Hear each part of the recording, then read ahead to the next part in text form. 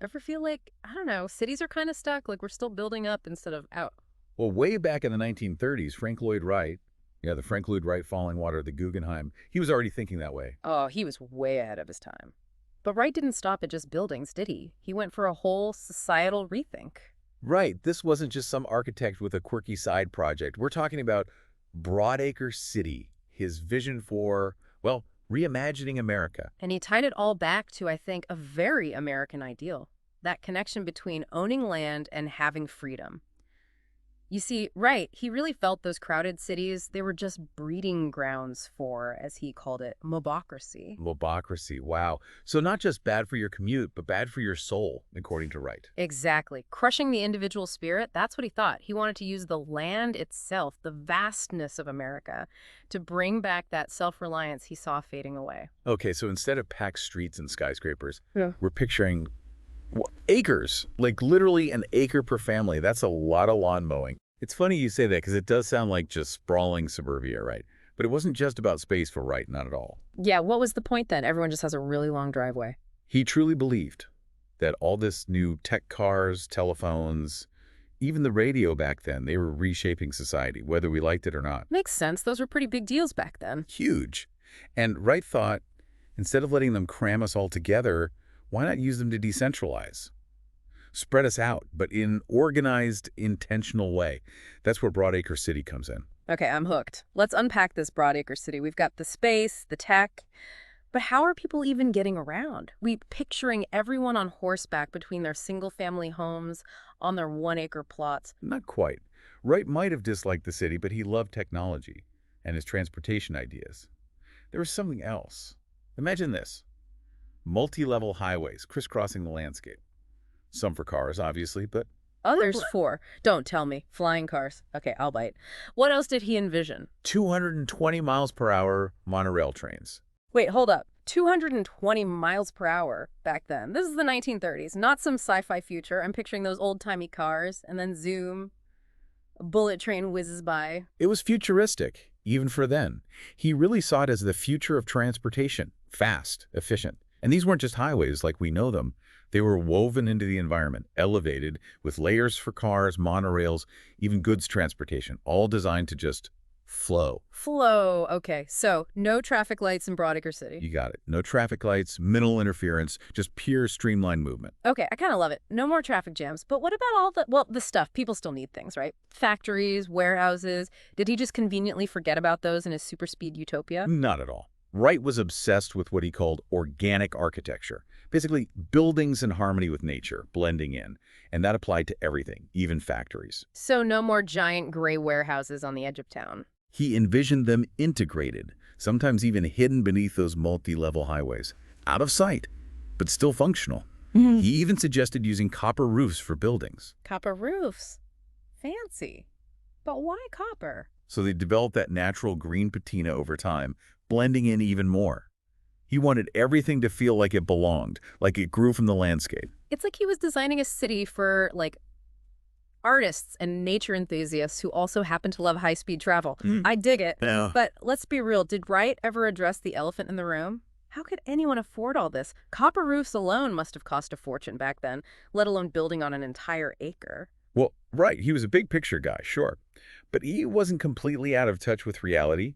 He actually proposed using, get this, prefabricated building components. Prefab, like those house kits they sell. Kind of, but higher quality, of course. Imagine like customizable kits with beautiful materials, a way to make it more affordable, you see.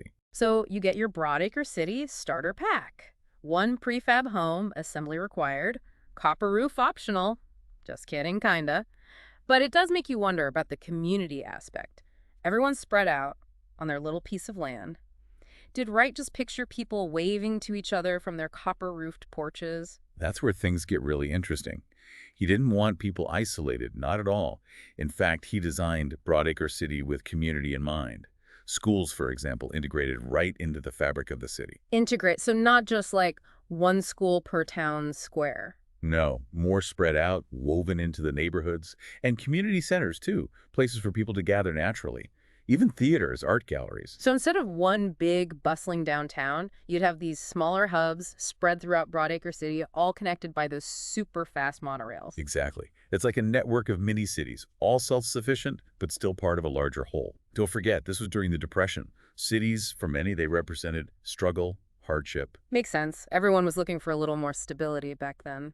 Exactly. And Wright offered this vision: connection to the land, self-sufficiency, but without sacrificing the things that make a community thrive. Sounds pretty utopian. But even in utopia, you need some kind of, rules. Someone's got to be in charge. Did Wright ever mention a mayor of Broadacre City? Well, he envisioned minimal government, mostly at the county level. But here's the interesting part. One key role he did include was something he called the county architect. The county architect? Wait, like one person gets to decide what everyone else can build? Sounds a bit intense. Well, it wasn't about dictating every little detail. Wright just believed in the power of good design, that it could shape a more harmonious environment. I can see that, especially with his focus on organic architecture. But wouldn't that lead to like a very specific look for the whole city? Where's the room for individual taste? You've hit on one of the big criticisms of Broadacre City. Too much control, even if it's with the best intentions. Yeah, it's that balance, right? Individual expression versus, I don't know, the greater good, aesthetically speaking. It makes you wonder, could this grand experiment have even worked? Or would it have created a whole new set of problems? It's definitely a thought experiment. But even if it's not perfectly practical, there's something about Broadacre City. It just makes you think, doesn't it? Especially when we look at our world today, almost a century later. Okay, now I need that connection explained. How does a city designed in the 1930s with all these, I don't know, copper roofs and monorails, how does that relate to us now? Did Wright accidentally predict the future or something? So like, are we living in Broadacre City light, all those suburbs, everyone wanting more space?